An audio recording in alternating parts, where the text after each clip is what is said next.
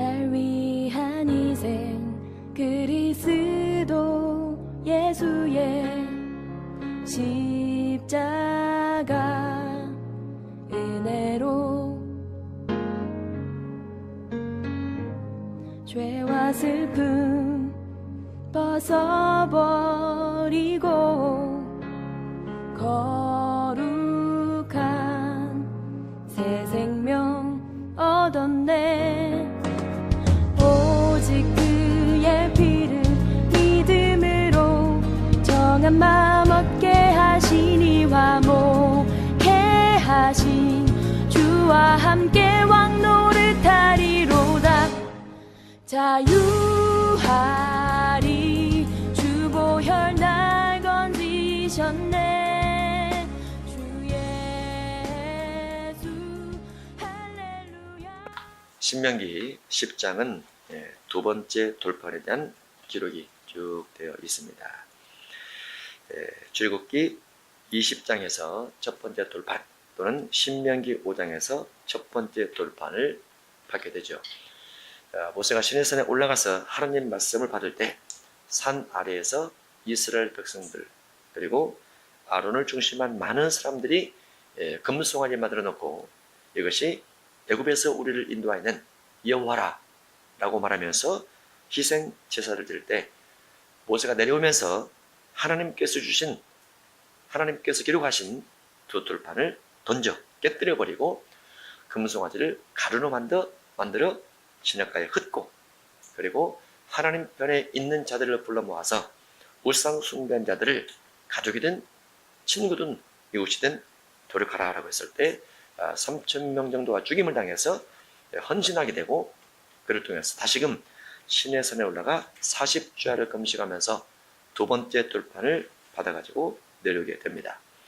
그 두 번째 돌판을 받아서 법궤에 넣어두게 되고 넣어둔 두 돌판이 솔로몬 성전대까지 있다가 그 후에는 성경에 기록이 없고 다만 히브리서 9장에서 옛적에 대한 기록만 있는 걸로 우리가 알 수 있는데 신명기 10장의 두 번째 돌판을 주제로 해서 내용을 살펴보도록 하겠습니다. 신명기 10장 1절부터 해서 7절까지는 두 번째 돌판에 대한 내용과 아론의 죽음에 대해서 기록되어 있습니다. 8절 이하에 대해서는 레위 지파에 대한 기록이 쭉 되어 있습니다.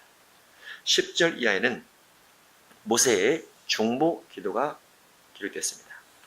11절 이하는 하나님께서 요구하시는 요구가 되어 있습니다. 그리고 그 내용을 중심해서 1절 이하 자세히 보도록 하겠습니다. 10장 1절입니다. 그때 여호와께서 내게 이르시기를 너는 처음과 같은 두 돌판을 다듬어 가지고 산에 올라 내게로 나오고 또 나무 궤 하나를 만들라 해서 처음과 같은 두 돌판입니다. 돌판이 두 개죠. 한쪽에는 하나님 사랑 계명 또 한쪽에는 이웃 사랑 계명을 하나님께서 기록하시죠. 그리고 돌을 깎아서 가지고 올라갔던 그 돌 위에 하나님께서 진히 기록하시게 되는데 2절입니다. 내가 깨뜨린 처음 판에 쓴 말을 내가 그 판에 쓰리니 너는 그것을 그 궤에 넣으라 하시기로. 처음 판에 썼던 내용을 똑같이 씁니다. 똑같이 처음 판과 두 번째 썼던 내용이 다르지 않습니다. 10계명이죠. 10가지 계명으로 구성되어 있습니다. 10가지 약속으로 되어 있죠. 약속 또는 10가지 언약으로 기록되어 있다 이렇게 볼 수 있습니다. 내가 조각목으로 궤를 만들고 10계명을 두 돌판을 넣을 수 있는 궤를 조각목으로 만듭니다. 조각목을 우리나라 나무로 해서는 보통 아카시아 나무라 이렇게 표현을 하죠. 조각목으로 궤를 만들고 처음 것과 같은 돌판 둘을 다듬어 손에 들고 산에 오르매 여호와께서 그 총의 날에 산 위 불 가운데서 너희에게 이르신 10계명을 처음과 같이 그 판에 쓰시고 그것을 내게 주시기로. 그래서 첫 번째 돌판도 10계명, 두 번째 돌판도 10계명입니다. 그리고 돌은 모세가 가지고 올라가지만 글은 하나님께서 쓰셨는데 불 가운데서 10계명을 기록했다 이렇게 볼 수 있습니다. 5절 내가 돌이켜 산에서 내려와서 여호와께서 내게 명령하신 대로 그 반을 내가 만든 궤에 넣었더니 곧 법궤에 넣었더니라는 거죠. 두 돌판을 관리, 보관 또는 이동하기에 편리할 수 있는 또는 꺼내서 낭독하고 꺼내서 교훈할 수 있는 그와 같은 궤에 넣게 됩니다. 넣었더니 지금까지 있느니라 라고 되어 있습니다. 법궤 속에는 세 가지가 들어있습니다. 하나는 출애굽기 16장에 금 항아리에 들어있는 만나입니다. 두 번째는 출애굽기 34장에 있는 두 돌판입니다. 돌비들이라 그러죠.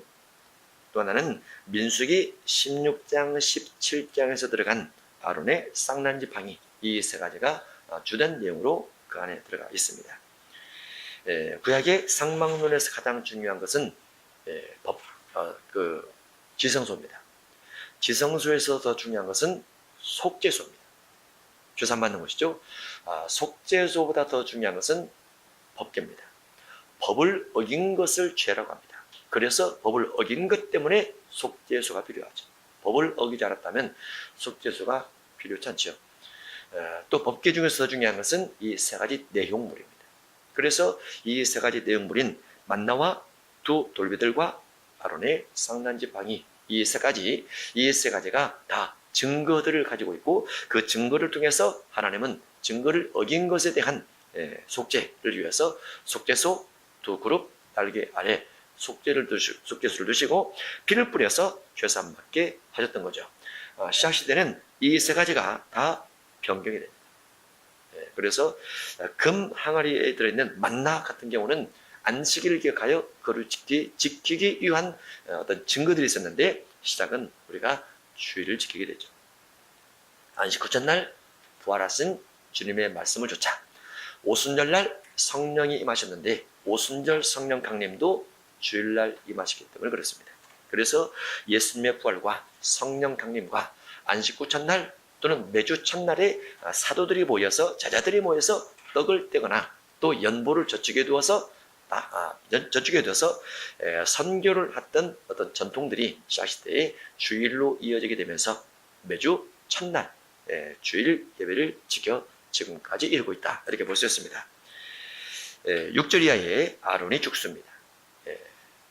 출애굽기 3장에서 하나님께서 모세를 만나시고 모세가 내가 말이 둔하고 혀가 뻣뻣해서 말을 잘 하지 못해서 하나님의 사명을 감당하지 못하겠습니다 라고 말할 때 하나님께서 내 형 아론이 있지 않냐냐 라고 말하고 내 형 아론이 말 잘하는 줄 내가 아노라. 그래서 그때부터 해서 아론이 모세와 더불어서 공동사역을 하면서 신명기 10장 이 부분에서 죽게 되는 거죠.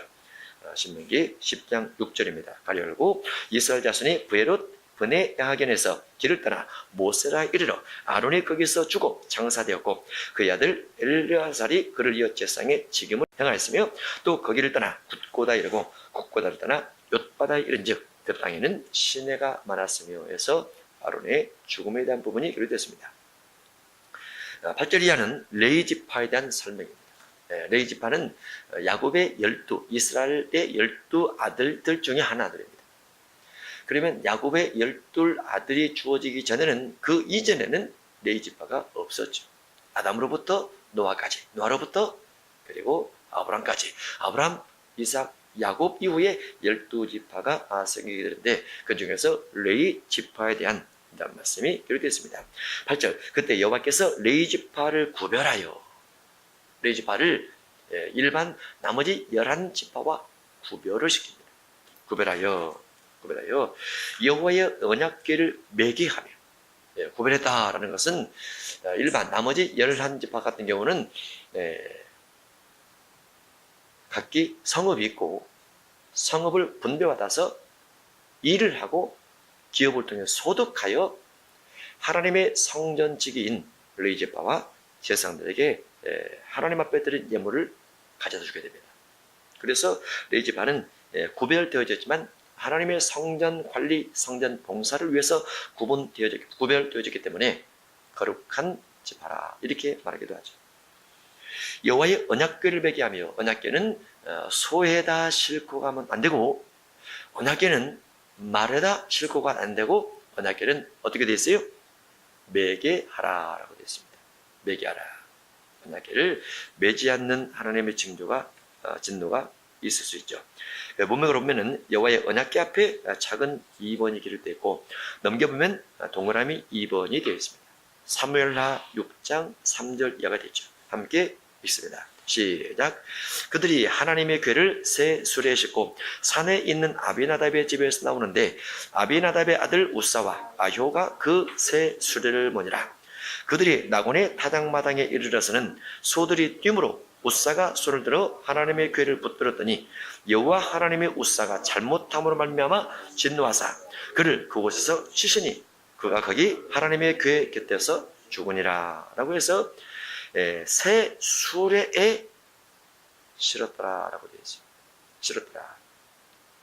수레에 싣는 것이 아니고 어깨에 매야 된다 그 말이죠. 어깨에 매야 된다. 하나님의 법을 어긴 것에 대한 하나님의 심판이 기록되어 있죠. 오늘날 우리가 주님의 계명을 어기게 되면 주님의 계명을 어긴 것에 대한 하나님의 심판과 진노가 따라오는 것은 피할 수 없다. 왜냐하면 성경에 기록되어 있기 때문에 그렇습니다. 그렇지만 반드시 회개를 통해서 하나님의 진노를 거두어 드릴 수도 있다라는 것도 참고로 알고 있어야 되겠죠. 신명기 10장 8절 레위지파를 구별하여 여호와의 언약궤를 매개하며 여호와 앞에 서서 그를 섬기며, 여호와 앞에 서서 그를 섬긴다라는 것은 여호와 앞이 곧 하나님 앞에 또는 성전 앞에 볼 수 있습니다. 성전 앞에서 하나님을 섬겼더라 말이죠. 레위지파는 성전에서 하나님을 섬겼더라고 말이죠. 레위지파는. 그래서 그 부분이 출애굽기 28장 1절 이하로 가면 하나님의 성전에서 하나님을 섬기는 레위지파에 대한 기록이 잠깐 되어 있습니다. 출애굽기 28장 1절 이하죠. 시작. 너는 이스라엘 자손 중 내 형 아론과 그의 아들들 곧 아론과 아론의 아들들 나답과 아비후와 엘르아살과 이다마를 그와 함께 내게로 나오게 하여 나를 섬기는 제사장 직분을 행하게 하되. 하나님의 성전에서 하나님을 섬깁니다. 섬기는데 불집회, 그 다음에 물두멍, 또 떡상, 촛대 이와 같은 것들을 관리, 또 11조 창고에 모으고 이런 것들을 하게 되죠. 그 섬김을 위해서 하나님께서 레위지파를 특별히 세웠다는 말이죠. 그 다음에 또 여호와의 이름으로 해서 작은 4번이 되어 있습니다. 또 여호와의 이름으로 축복하게 하셨으니, 레위지파 또 제사장들이 성도들을 향해서 축복해 줄 수 있는 축복권이 있습니다. 축복권, 그 축복권이 민수기 6장 23절에 어떠한 축복을 주느냐라는 것이 있어요. 이것은 구약시대는 제사장만 또는 레위인만 할 수 있는 축복권이었습니다. 다른 평민을 축복하거나 평민이 주의 종을 축복할 수 없지요. 그러나 신약시대는 또 반대로 됐지요. 신약시대는 예수님께서 스승임에도 불구하고 제자들의 발을 씻겼던 것처럼 너희도 이와 같이 하여 아버지께 영광 돌리게 하라 라고 되어 있는 부분이 있어요. 그러나 구약은 축복권이 제사장과 레위인들에게 있었다라고 보시는데, 뭐라 축복하느냐? 민수기 6장 23절 이하입니다. 시작.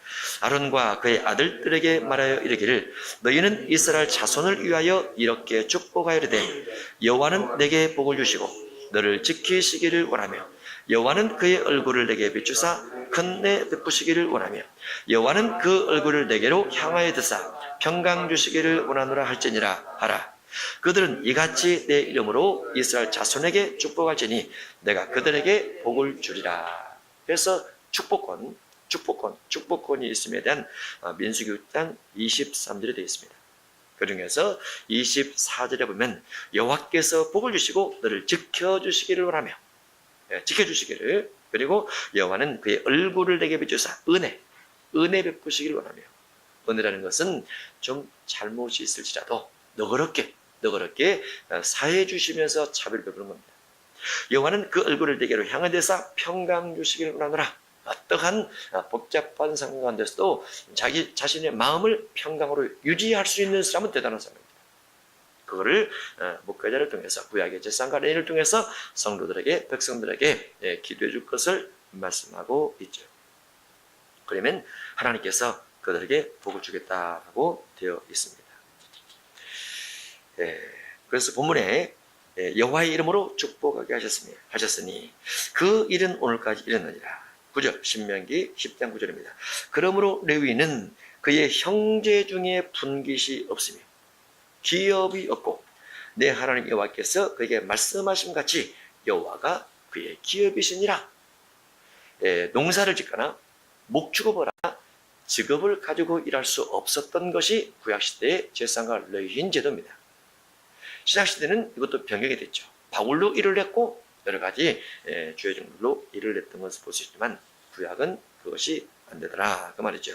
그래서 구약은 이스라엘 백성들이 가져다 주는 음식, 가져다 주는 과일, 가져다 주는 고기 이와 같은 것들을 통해서 제사장과 레위인들이 생활을 하게 되는데 그 부분의 관주도 민수기 18장 20절에 하나 되어 있습니다. 함께 읽습니다. 시작. 여호와께서 또 아론에게 이르시되 너는 이스라엘 자손의 땅에 기업도 없겠고 그들 중에 아무 분깃도 없을 것이나 내가 이스라엘 자손 중에 내 분깃이요 내 기업이니라. 그래서 하나님께서 분깃이요 하나님께서 기업이라 라고 했습니다. 그래서 하나님의 이름, 하나님의 이름으로 지어진 하나님의 성전에 나와 있는 성물 가운데서 일부를 제사장들이 음식으로 취하게 되고 그 음식을 제사장의 또는 레위인의 가족들이 분배를 해서 먹고 생활하는데 지장이 없게 하셨다. 이렇게 볼 수 있죠. 10절 이하는 중보 기도의 내용이 되어 있습니다. 중보 기도.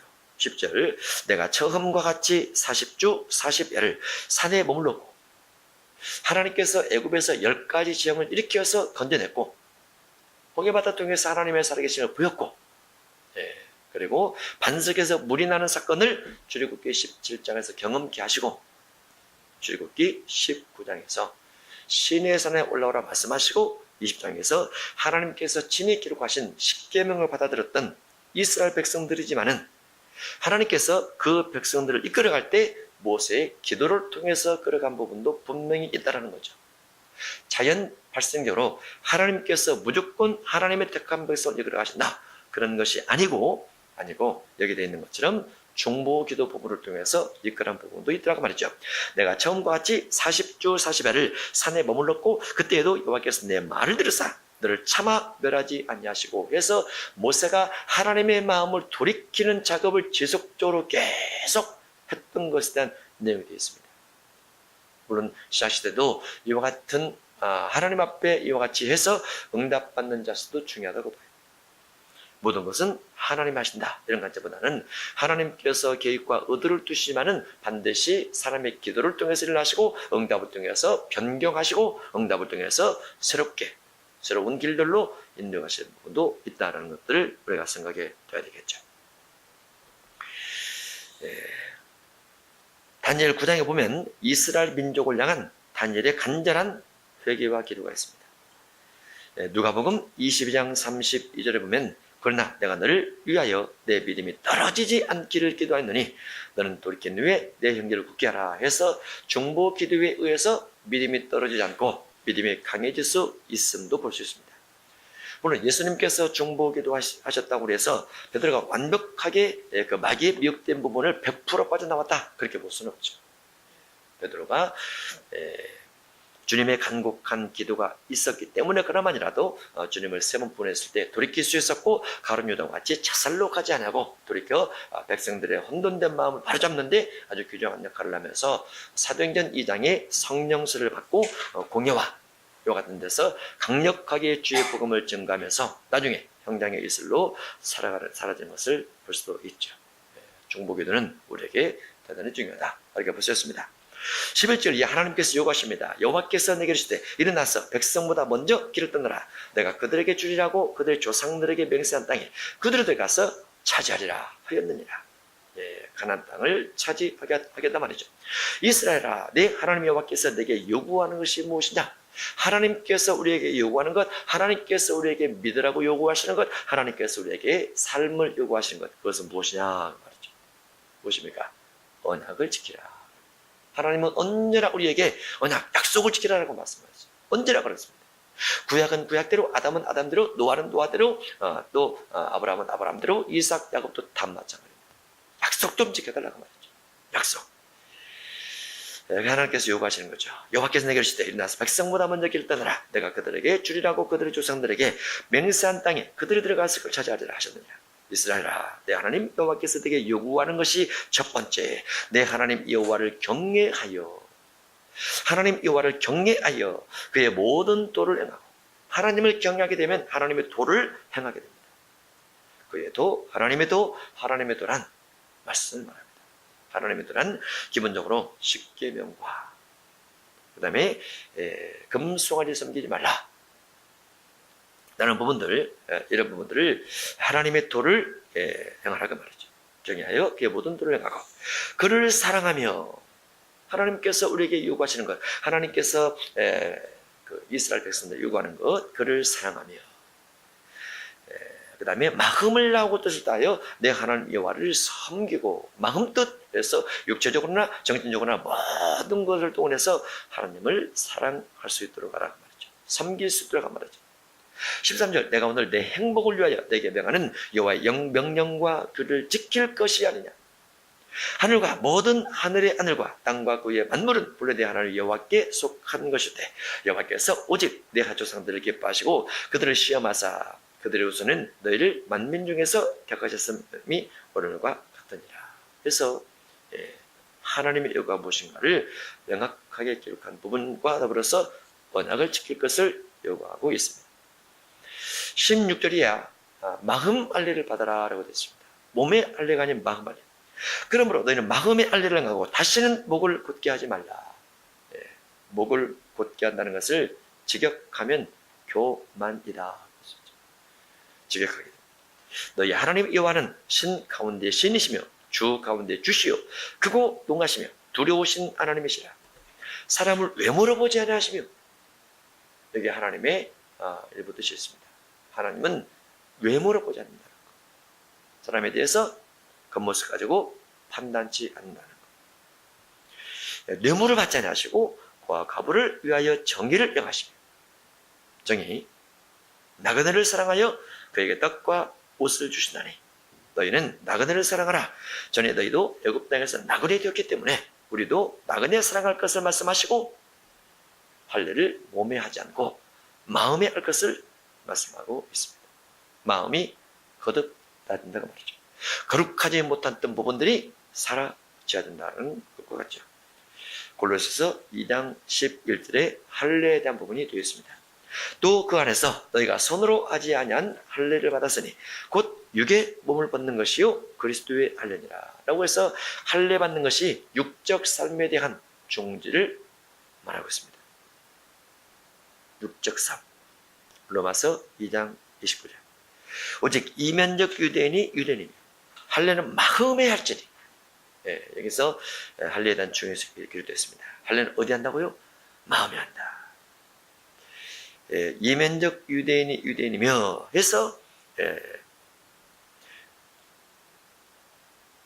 율법 조문에 있지 않는 것이라. 그 칭찬이 사람에게서가 아니요 다만 하나님에게서 난다 라는 부분으로 연결되어 있습니다. 고전 7장 19절에 보면은 할례 받는 것도 아무것도 아니요 할례 받지 아니하는 것도 아무것도 아니로되 뭐만 남아요? 하나님의 계명을 지켰느냐 지키지 않았느냐 이것만 남더라고 말이죠.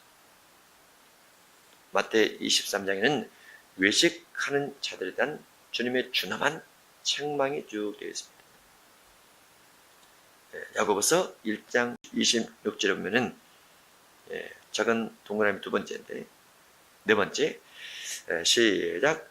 누구든지 스스로 경건하다 생각하며 자기 혀를 제갈먹으려지 아니하고 자기 마음을 속이면 이 사람의 경건은 헛것이라.